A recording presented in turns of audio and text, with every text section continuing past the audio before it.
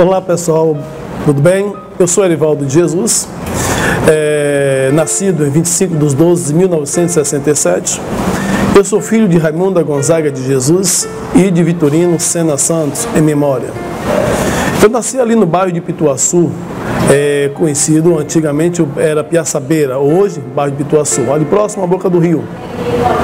E eu nasci dentro de um terreiro de Umbanda, que pertencia a Dona Hilda Costa Pepe, ali no Pituaçu. Nesse terreiro de Umbanda, ali fazia parte a Dona Raimunda Gonzaga de Jesus, que é a minha mãe, que era filha de santo desse terreiro. Foi nesse terreiro que a minha mãe conheceu o meu pai, o Vitorino Sena Santos, e ali rolou um clima legal, e nesse clima legal, essa pessoa que está aqui hoje falando com você, contando a minha história de vida, por onde eu vim, e de que forma eu cheguei a esse mundo. A minha mãe, quando descobriu que estava grávida de mim, ela não quis mais ter aquela criança. E a vontade dela era de tirar aquela criança. E por muito insistir, a dona do terreiro, Dona Hilda, ela não permitiu que a Dona Raimunda Gonzaga de Jesus, a minha mãe, tirasse aquela criança. E assim foi segurando até que eu nasci. Mas no dia de eu nascer, era o momento chave. A Dona Hilda pediu que todos ficassem atentos, porque ela tinha experiência, já tinha sido várias pessoas que tinham nascido dentro daquele terreiro de Umbanda, então elas desconfiavam que a Raimunda estava com vontade de dar à luz. E a minha mãe de criação, a minha mãe biológica, a Dona Raimunda, ela entrou no banheiro e naquele tempo não tinha descarga, não é? Eles quebravam o fundo do vaso sanitário e ali depois jogavam água. Mas quando perceberam, só viram só o baque, foi a minha cabeça batendo na quina do vaso sanitário. E quando conseguiram arrombar a porta do banheiro, a minha mãe já estava já com o pau empurrando, só faltava passar só a cabeça. Hoje, na minha cabeça hoje, foi justamente a marca do pau. Nas minhas costas, eu tenho marcas hoje nas minhas costas, que foi justamente a marca do vaso sanitário. E quando a Dona Hilda conseguiu arrombar a porta daquele banheiro, que deu aquele grito, Raimunda, o que é isso? Bateu o remorso nela, começou a chorar, já havia cortado já o cordão umbilical e agora foi o momento do todo cuidado. Como quebrar aquele vaso sanitário para tirar aquela criança que ali estava. E eles conseguiram com muita maestria, fizeram com muito carinho, conseguiram quebrar aquele vaso e hoje eu estou aqui. Mas a sequência dentro daquela casa foi muito grande. Fui criado dentro daquela casa, segundo as condições dele, com muito carinho, com muito amor. O pessoal do candomblé, eles têm muito carinho também, tem muito amor também. E aos meus 12 anos foi quando eu fui preparado para que assim eu pudesse assumir o terreiro de Umbanda. Mas pasme bem, nesse período todo, pense naquela criança que não tinha prazer de vida, não sabia o que era empinar uma raia, um periquito, um cachelo, o que era brincar de furapé, o que era jogar gude. Porque eu tinha uma obrigação. Todos os dias pela manhã eu levantava e teria que pegar água no rio, naquele rio de Pituaçu, para encher 4 banheiras, 5 tonéis e molhar a cerca. Como não tinha muro, então todo o terreno era murado com a cerca viva. E eu tinha que pegar água do rio para poder molhar essas plantas. Tomar café, eu só ia tomar café lá para 2, 3 da tarde e almoçar só às 6, 7 da noite. E no dia que, como criança, não aprontava muito, né? Porque quem foi que não aprontou nesta vida? E como criança, confesso a você que fui uma criança muito levada, porque não tinha para onde correr. E a luta era muito grande. Mas uma coisa interessante, naquele rio, todos os domingos tinha o batismo dos crentes, chamados crentes. E eu dizia comigo, um dia eu vou ser que nem aquele povo. Porque eu via aquele povo se batizando, e quando eram batizados, saia do rio pulando, feliz de alegria, e eu dizia comigo mesmo, um dia eu vou ser que nem aquele povo. Não imaginava eu que realmente Deus um dia teria um plano na minha vida. Sabendo eu que todas as matanças que tinha, todas as festas que tinha dentro do terreiro, eu era uma das peças principal que ensinava as Iaô a dançar, ensinava a linguagem do candomblé para as Iaô, porque tudo que cá fora você sabe que tem um nome, lá dentro tem um outro nome. Nós temos que ensinar para as Iaô as linguagens adequadas para que as filhas de santo venham se aprender o que é realmente, o que é um cabelo dentro do candomblé, o que é um prato dentro do candomblé, o que é um copo dentro do candomblé. Então esse era um papel meu como criança. Sabedoria não tinha humana, mas lá dentro todo o conhecimento eu tinha para ensinar a linguagem do candomblé. Mas é duro nós podemos imaginar quando chegava o dia das crianças, que via as crianças ganhando presente e eu nunca ganhava presente. Lembra daquela historinha do Papai Noel, que dizia que o Papai Noel colocava o presente em cima da sandália da criança? Na época de Natal, era quando eu esperava Papai Noel colocar o meu presente. Eu via todas as crianças recebendo o seu presente e que eu olhava para minha cama e via meu chinelo lá, mas não via o sapato. Papai não colocava presente para mim. Chegava o dia das mães, eu via todas as crianças daquele terreiro abraçando suas mães, dando a bênção às suas mães. E eu ficava com inveja, chamando a mãe dos outros e minha mãe também. Porque em um certo período a minha mãe saiu daquele terreiro de candomblé. Em um certo período a minha mãe, ela foi tocar a vida dela e me deixou dentro daquele terreiro. E curioso, que chegou um certo momento da vida, que a dona Hilda me levou até o juizado. E lá foi acompanhado por dona Raimunda e o senhor Vitorino. E lá a dona Hilda perguntou ao juiz se ela poderia me registrar como filho dela.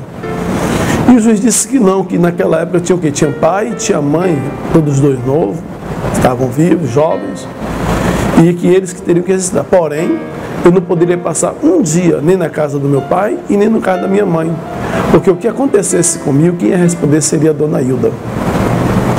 E assim, a minha vida continuou dentro daquele terreiro. O meu pai estava buscar uma lata de leite para mim, eu estava com um dia de nascido. Hoje eu estou com 52 anos de idade e essa lata de leite não chegou. Ele partiu desse mundo e nunca olhou para mim. Aos 12 anos de idade, foi quando eu fui realmente consagrado aos orixás. Eu fui o pai de santo mais novo que a Bahia teve. Fui preparado para treinar os pessoal dentro do terreiro de candomblé. Mas quando a minha mãe de criação soube que eu tinha aceitado a Jesus, foi quando ela me botou para fora de casa. Que eu estava sendo preparado para assumir aquele terreiro de Umbanda aos 18 anos. E foi quando ela recebeu aquele baque que eu tinha aceitado a Jesus. Eu tinha uma casa com tudo. Mesmo sendo uma criança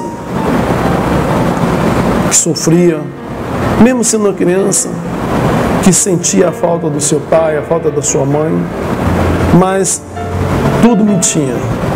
Tinha as pessoas, tinha o afeto das pessoas, mas eu não sabia nem o que era a rua. Quando eu ia para a rua era fugido, assim na frente da casa. Eu fugia de casa às sextas-feiras e às segundas-feiras, que é quando minha mãe de criação ia para a feira de São Joaquim fazer compra. Eu fugia de casa para poder brincar de bola. E um belo dia, um jovem, hoje está em Nossa Senhora do Ó, em Pernambuco, Marcelo, me convidou para ir à igreja. E eu indo à igreja, ouvi a palavra do Senhor pela primeira vez, aos 12 anos.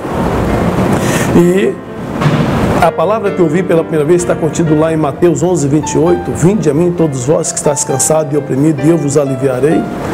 Esta palavra, ela entrou no meu coração. Mas não foi fácil para esse Marcelo chegar perto de mim, porque eu era que nem bicho do mato. Para se aproximar de mim era difícil, porque era só olhar para mim, eu dava pedrada nas pessoas e saía correndo. Mas ele usou uma estratégia que foi jogar a bola perto de mim. Eu não sei jogar bola, mas gostava de ver as pessoas jogando bola. E ele jogou uma bola perto de mim, e quando essa bola chegou perto de mim, ele me fez esse convite para mim ir à igreja, 18 de dezembro de 1984.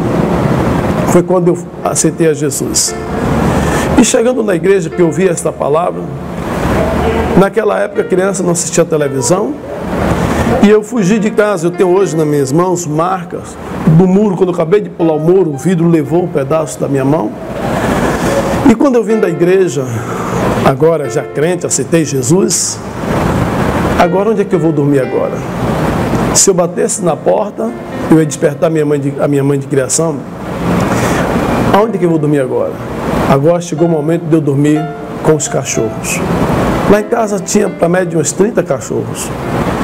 E para mim pular esse muro eu tinha que vir já assoviando, que é para o cachorro já conhecer o meu assovio, já querer que cuidava dos animais. E quando eu vinha assoviando, eles já vinham balançando o rabinho, eu pulava o muro e eu ia dormir com eles. Ia dormir com eles. Até então, a minha mãe de criação não tinha conhecimento que eu tinha aceitado a Jesus. Porque todos os dias, por volta de 6 horas, 6h30, enquanto eles estavam assistindo as novelas, Irmãos Coragem, Selva de Pedra, que era a novela da época, eu tinha pulado o muro para poder ir para a igreja. Meus senhores, presta bem atenção. Ali, na hora de eu contar a verdade para ela, para minha mãe de criação, eu não tive essa coragem. E comecei dormindo com os cachorros. E um belo dia, ela olha para mim, se aproxima de mim e pergunta: o que é isso? E eu disse: o quê? Ela colocou a mão na minha sobrancelha, lá estava um carrapato. E ela tirou aquele carrapato, depois me botou no colo e descobri que eu estava cheio de carrapato sobre o meu corpo. Foi daí que uma senhora que tinha naquela casa, Dona Cleonice, disse para ela: a senhora sabe que Erivaldo agora é crente? Quando a minha mãe de criação soube disso, ela ficou assim estagnada e disse: saia da minha casa. Saia da minha casa. Eu estava, nunca esqueço, esta cena está aqui comigo. Eu estava com um short branco e uma regata vermelha, escrito Playboy.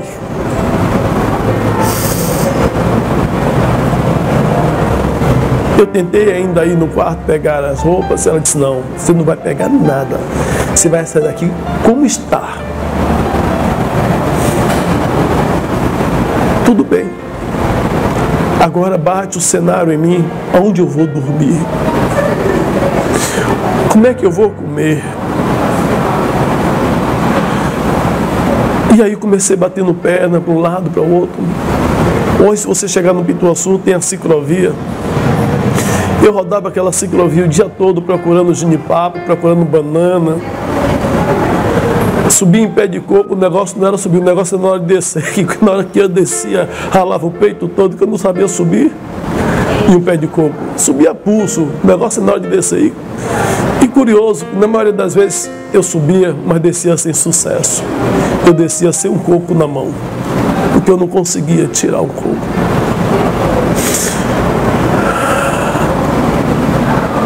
Andava aquele Pituaçu todo, rodava aquela ciclovia com fome. Não conseguia arrancar um coco, não conseguia arrancar uma banana, que não achava banana, muitas mangas verdes. Aonde eu fui me parar? Eu catei muito lixo. Logo, recebi um convite para poder me apossar de uma arma e de um bolo de maconha. Ah, mas eu só me lembro que o cabelo era branco. Alguém que se dizia assim, meus amigos, me deu, assim que minha mãe de criação botou para fora de casa, um bolo de maconha e uma arma. Eu só me lembro que o cabelo era branco. E eu disse para aquela pessoa: não, porque eu quero ser gente.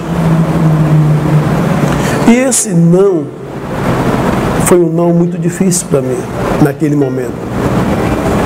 Porque qual seria o destino daquela arma nas minhas mãos? Qual seria o destino daquele bolo de maconha nas minhas mãos? E dali eu esperava as pessoas à noite, quando chegava a noite, fecharem suas casas essas que não tinham cachorros, para poder pular os muros e deitar na varanda das casas. E ficar atento para acordar cedo, para pular o muro de novo, para que os donos da casa não vissem eu dormir naquela varanda. Como se não bastasse, eu deixei de dormir nas varandas da casa das pessoas e passei a dormir debaixo da ponte, ali no Campo Mar, ali em Piatã. Ali foi minha casa por longos tempos, debaixo da ponte, mas eu tinha vergonha de dizer aos irmãos da igreja a vida que estava levando. À noite durante o dia estava catando lixo para comer, à noite estava na igreja, naquela mesma situação, como bicho do mato. Naquela igreja, ali no Pituaçu, a igreja Teto Solar, foi onde eu aceitei a Jesus.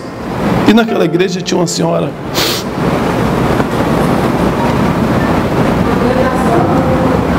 que ela sabia quem eu era, mas eu não sabia o que eu era dela.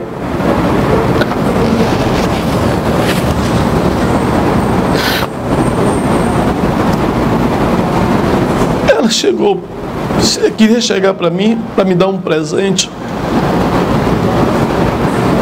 E esse presente era uma calça,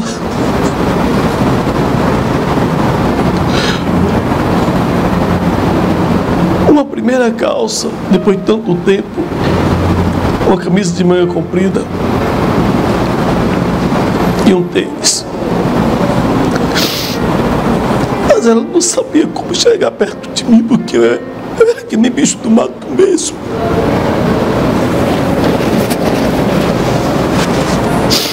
E através do Marcelo, ela conseguiu se aproximar de mim, me dar aquele presente. E eu fiquei todo feliz naquele momento. Até então, nem o mesmo Marcelo sabia aonde eu estava morando. O mesmo jovem que me levou para a igreja, ele não sabia da minha história, não sabia o que estava acontecendo comigo. Ele não sabia nem o que eu comia.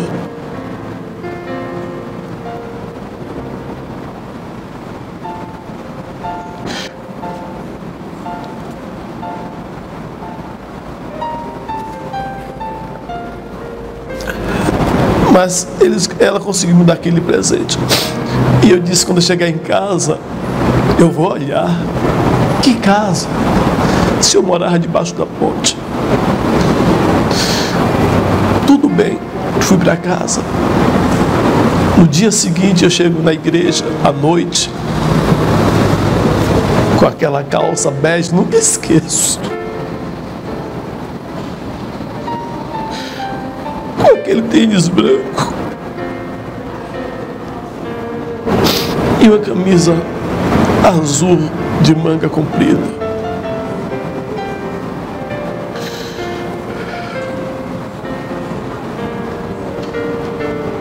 Isso foi uma sexta-feira. No domingo eu recebi o convite pela minha avó, onde ela se revelou e disse: eu sou a sua avó. Eu caí nos braços dela, abracei.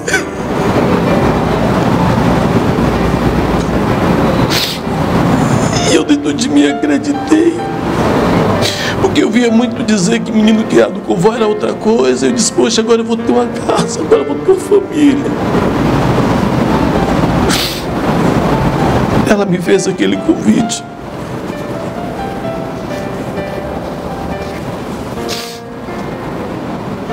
E eu disse para ela: mas Marcelo, eu vou em casa buscar minha roupa. Que roupa?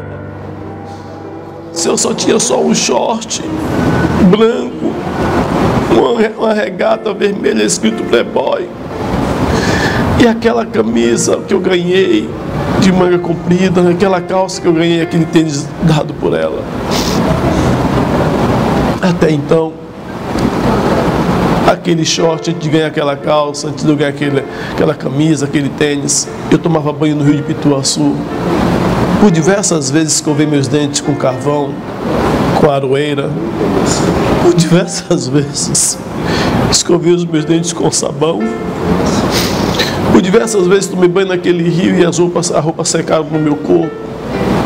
E eu passava sabão debaixo dos braços para poder não ficar com os braços fedendo.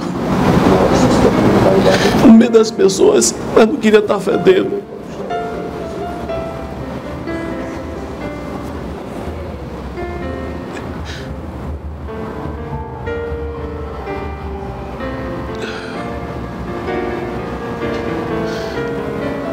Eu fui morar com a minha avó, a mãe do meu pai, Maria Cesária. E esse morar com a minha avó, eu pensava que ia ser bem melhor, mas não foi melhor. Se eu estivesse debaixo da ponte, estaria melhor ainda. Porque agora eu sofrer sem a família era uma coisa, e agora eu sofrendo com a família foi bem pior para mim. Me bateu uma angústia, eu disse, agora me jogar na rua de vez. Trabalhei muito nessa orla marítima, carregando pedra, para não roubar. Enquanto eu tinha dinheiro no bolso, eu não catava lixo. Hoje já fechou, mas ali no Pituaçu, quem não conheceu a churrascaria Alex? Hoje não existe mais. Mas os velhos moradores ali do Pituaçu conheceram a churrascaria Alex. Ali no fundo daquela churrascaria, catei muito lixo. Esperava as pessoas acabarem de comer, poder comer o resto que as pessoas deixavam nos pratos. Tudo poder não roubar. Convite chovia dia e noite, noite e dia. E eu dizia para as pessoas que assim me faziam os convites, não, porque eu quero ser gente. Eu queria ser alguma coisa.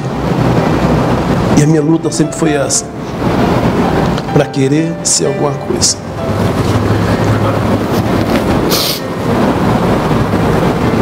As pessoas, elas não acreditavam muito que eu poderia mudar de história.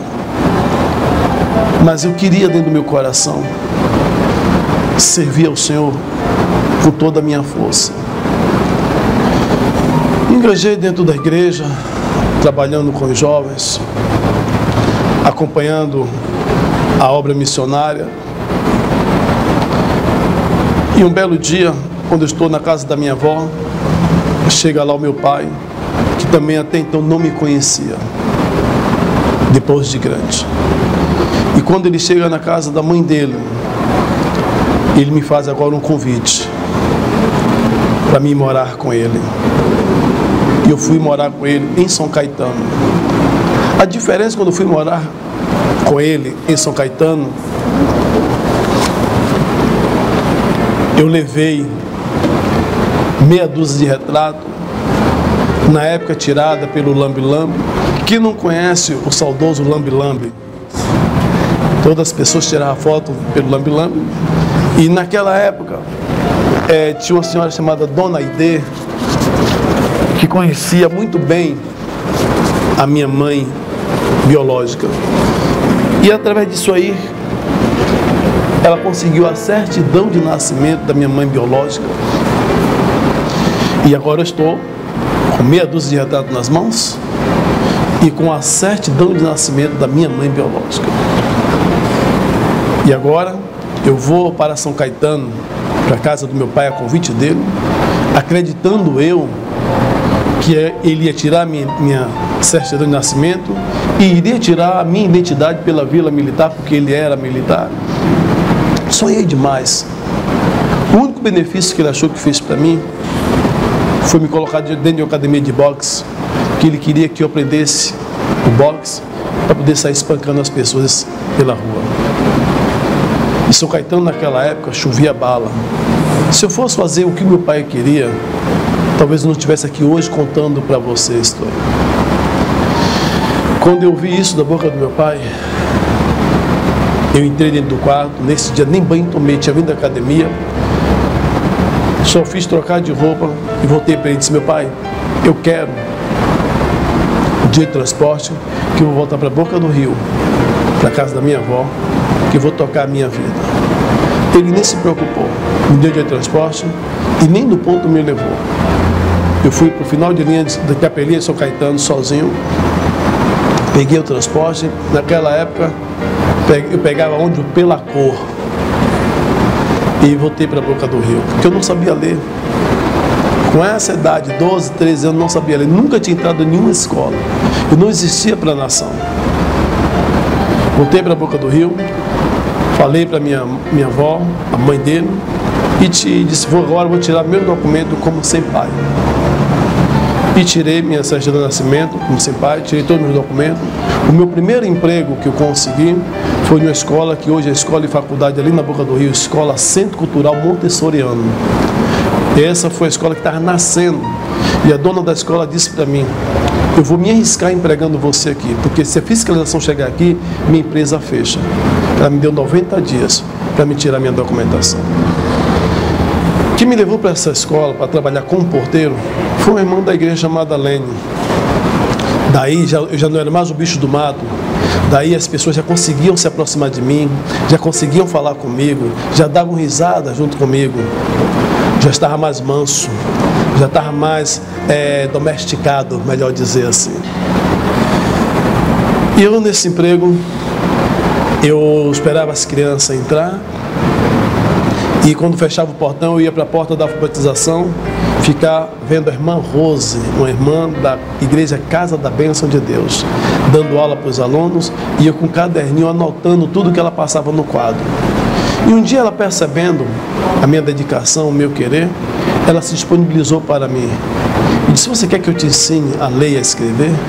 Ela disse: eu vou sacrificar meu horário de almoço para poder investir em você, porque eu acredito em você.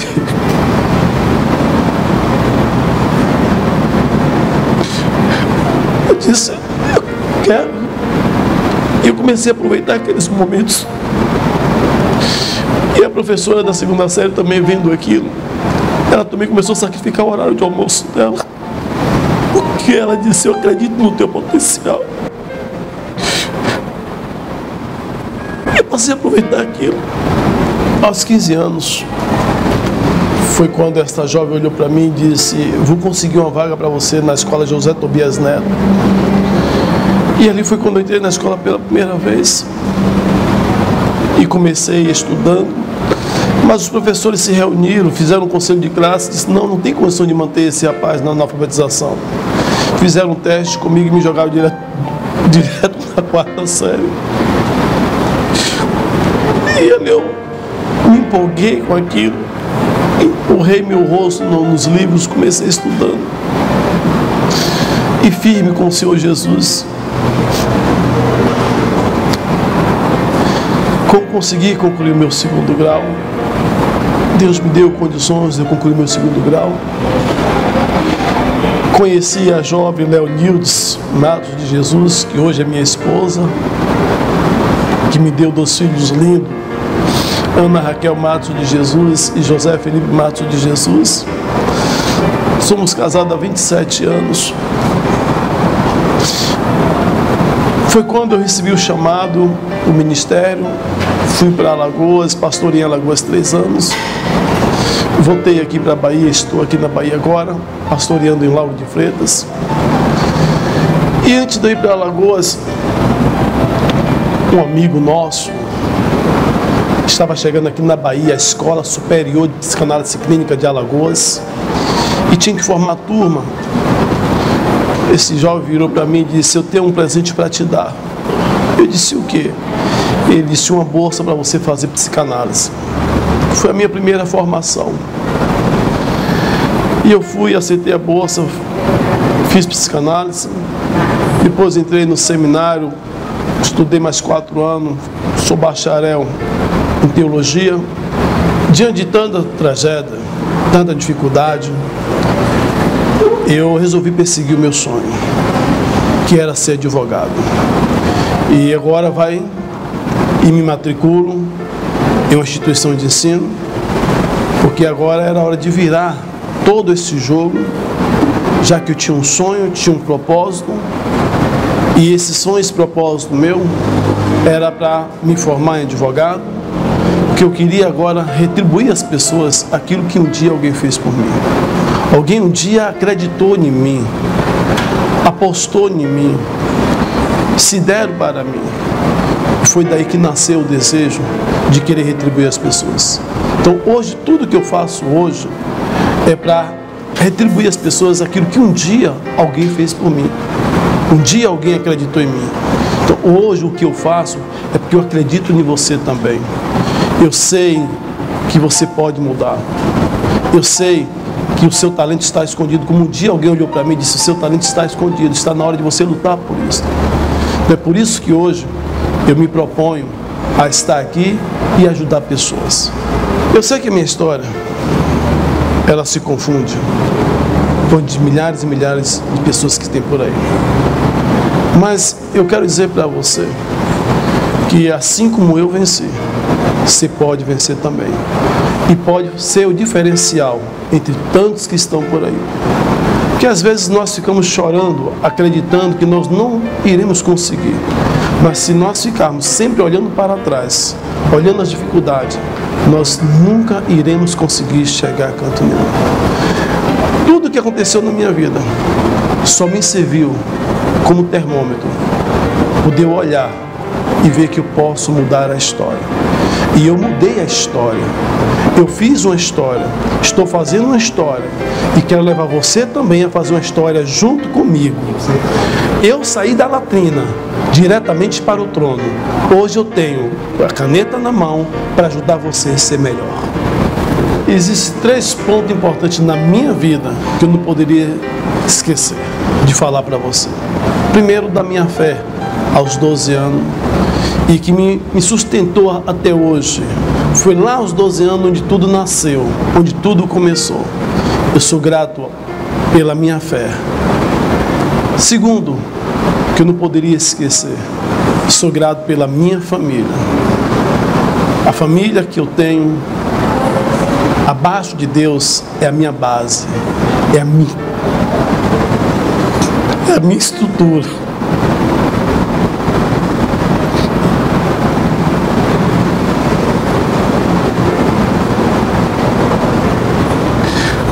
Família é tudo para mim. Família é minha base. Minha esposa, meu filho, minha filha. São meus xodós. Aquilo que as pessoas não conseguem ver. Eu vejo hoje, eu sou o cara mais rico do universo, porque eu tenho a minha família. E depois da minha família, eu tenho aqueles que também acreditaram em mim e acreditam. Os meus amigos, desde os 12 anos. Ninguém consegue chegar a lugar nenhum abaixo de Deus sem o suporte de alguém. E as pessoas que me cercam, que me dão base, que me dão estrutura, os meus amigos, eu sou alguma coisa, agradeço a eles também. Cada um escreve uma história de uma maneira. Tem vários tipos de amigos. Tem os mais chegados, tem os menos chegados, tem aqueles que só passam e tem aqueles que ficam. Eu tenho todos eles no meu bojo, tenho todos eles guardados comigo, porque cada um deixou uma história, deixou um legado na minha vida, e que tudo isso eu quero dizer para você, que sirva de exemplo para você também. Aonde eu estava, ainda tem muitos lá ainda. E hoje eu estou aqui para tirar eles de lá. E quero te convidar para caminhar comigo nessa nova jornada. Se isso não for amor, amor, o oceano secou.